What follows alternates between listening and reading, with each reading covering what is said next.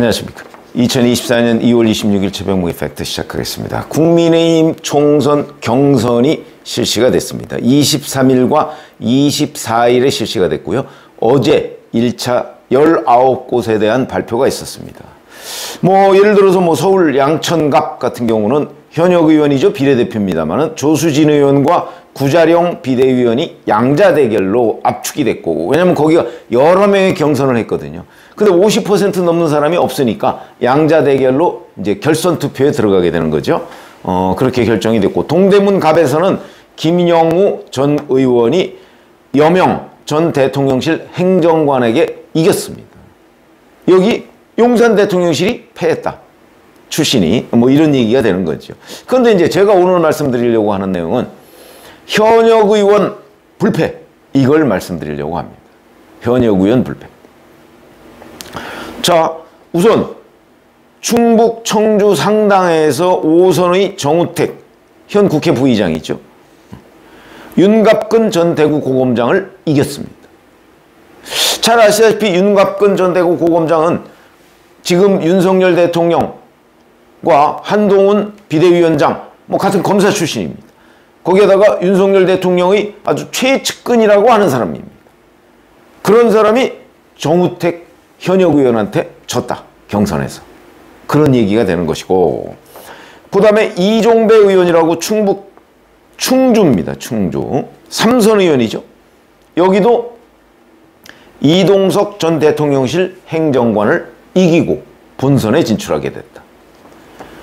엄태영 여기도 충북 제천 최지우 전 대통령실 행정관을 이기고 본선에 진출하게 됐고, 박덕흠 의원이라고 3선인데 보은옥천 영동 괴산 이 지역도 박세복 전 영동 군수를 누르고 본선에 진출하게 됐다.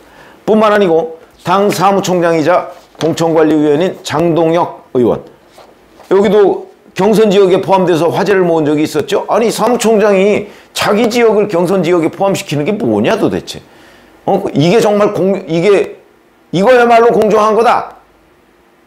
이렇게 말씀하시는 분이 있었는데, 글쎄 저는 꼭 그렇게 보지 않습니다. 장동혁 의원은 여기가 서천과 보령 두 군데가 합쳐진 데거든요. 보령이 인구가 훨씬 많습니다.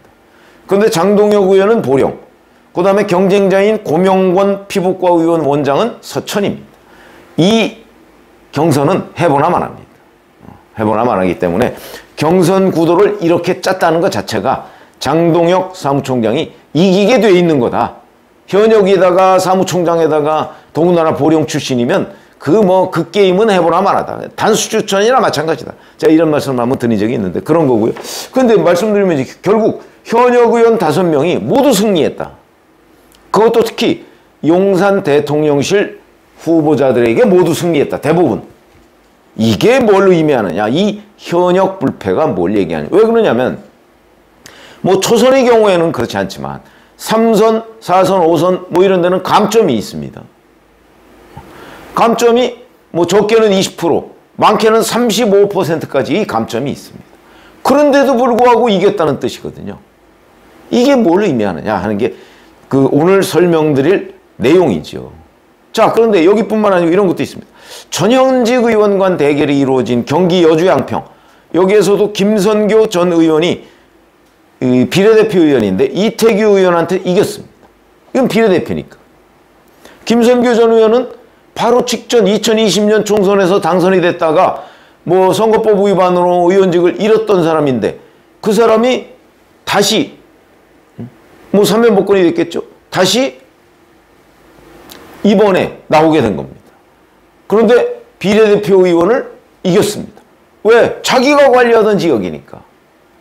불과 한 1, 2년 전에 본인이 관리하던 지역구니까 강세를 보일 수밖에 없을 것이다. 이런 거죠.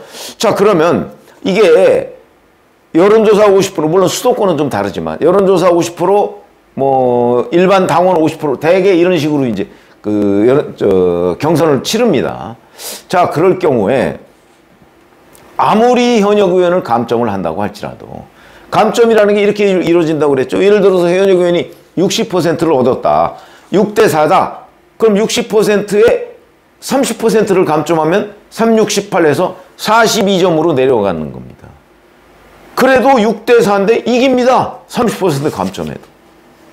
이런 구조기 때문에 그러면 40% 감점을 하면 어떻게 되겠느냐? 그러면 이제 이게 애매해지죠. 아마 한동훈 비대위원장이 그 40% 감점을 하면 아예 경선을 포기하고 탈당하는 사람이 생기는 것을 우려한 것으로 보입니다. 40% 감점을 하면 60%를 얻었을 때 4, 6, 24. 그러면 36으로 내려앉죠. 그러면 경쟁자가 40%면 경쟁자한테 져버립니다. 바로 져버립니다. 그렇게 되면 그러면 이 게임은 해보나 마나다. 그러니까 약간 좋은 의미로 보면 미끼를 던졌다고도 볼 수 있죠. 그러니까 아예 경선을 포기하고 탈당해서 뭐 다른 당 또는 무소속으로 출마하는 경우를 막자. 그 적정선이 어디냐? 그게 30% 정도의 감점이 아닐까. 뭐 아마 이런 정도의 이 전략을 짰을 가능성도 있다. 이렇게 보시면 되겠고요. 근데 하여튼 그렇더라도 이 지역의 그 인지도 높죠. 우선 현역 의원이니까. 그 다음에 지난 4년 동안 당원 관리를 꾸준히 해오지 않았습니까? 아무리 게을리했다고 할지라도 당원 관리를 해온 효과를 이번 경선에서 저는 보고 있는 거라고 봅니다. 그리고 현역 의원의 경쟁자들은 잘 아시다시피 용산 대통령실에서 내려간 행정관, 비서관 뭐 이런 사람들 보면 다 무명입니다. 저희 같은 사람도 알 수 없는 무명입니다. 이런 사람들이 자기 고향이라고 내려갔는데 작년 10월 이 정도에 또는 뭐 10월보다 직전에 내려간 사람도 있죠. 그럼 불과 몇 개월 만에 지금 현역 의원하고 맞붙어서 경쟁을 한다? 뭐 물론 이제 자기 처음이면 가점이 있습니다. 뭐 몇 퍼센트 정도의 가점. 그거 가지고 어림없다는 게 제 판단입니다. 이름이 알려져 있어도 시원찮을 판에 이름도 안 알려져 있죠. 고향 떠난 지 오래됐죠. 그런 사람이 내려가서 뭐 일부 가점 받고서 현역 의원에 맞붙는다? 불가능입니다. 정치 현장을 잘 아는 사람들은 그걸 압니다. 그렇기 때문에 그 현역 의원 감점 이런 얘기가 이제 국민의힘 공천관리위원회에서 나왔을 때 제가 요 정도 가지고 탈당하는 사람 거의 없을 거다 이렇게 말씀드린 아마 기억하시는 분들 계실 겁니다. 탈당하는 사람 없었죠. 왜? 그 정도는 충분히 이긴다고 보기 때문에. 거기서 뭐 10%, 20%, 30 그리고 최대 35%인데 그 정도 감점에도 나는 이길 수 있어 라고 판단을 하기 때문에 예외인 곳이 있죠. 홍성예산의 홍문표 의원 불출마를 선언했습니다. 제가 알기로 홍문표 의원은 그 지역에서 지역구 관리를 대단히 열심히 잘했던 것으로 저는 기억했는데 이제 물론 나이가 있죠. 70대 중반쯤 될 겁니다. 아마 이런 문제에다가 혹시 제가 모르는 다른 이유가 있는 것 아닌가. 저는 그렇게 판단을 합니다. 그렇지 않으면 그냥 불출마 했을 리가 없다. 저는 이렇게 생각하는 입장이고 거기 굉장히 지역구 관리가 잘 되고 있는 지역입니다. 홍성예산이. 그래서 그거는 아마 플러스 다른 요소가 있을 것이다. 그건 제가 현재 모르는데 앞으로 아마 뭐 취재를 하게 될 가능성이 있습니다. 그래서 한번 그건 그렇게 봐야 되는 것이고 자 그러니까 현역 의원이 이 정도의 감점을 가지고 지는 것은 흔치 않다. 제가 이렇게 바로 현역 의원, 현역 불패인 이유가 인지도 플러스 지역구 그 당원 관리 이것 때문에 현역 불패가 있었다. 그리고 지금 현재의 그 감점 정도 가지고서는 현역을 무너뜨리기에는 현실적으로 어려움이 있다. 장벽이 있다. 이렇게 말씀을 드리겠고요. 여기에 또 하나 제가 여론조사 마사지 얘기를 늘 한 적이 있었는데 저는 이번에 이 용산 대통령실이 실 출신이 계속해서 이렇게 경선에서 고배를 마시게 되는 이유 중에 하나는 여론조사 마사지를 안 하기 때문 아닌가 싶은 생각도 듭니다. 그 조선일보 여론조사 전문기자를 여의도연구원장에 앉혔죠.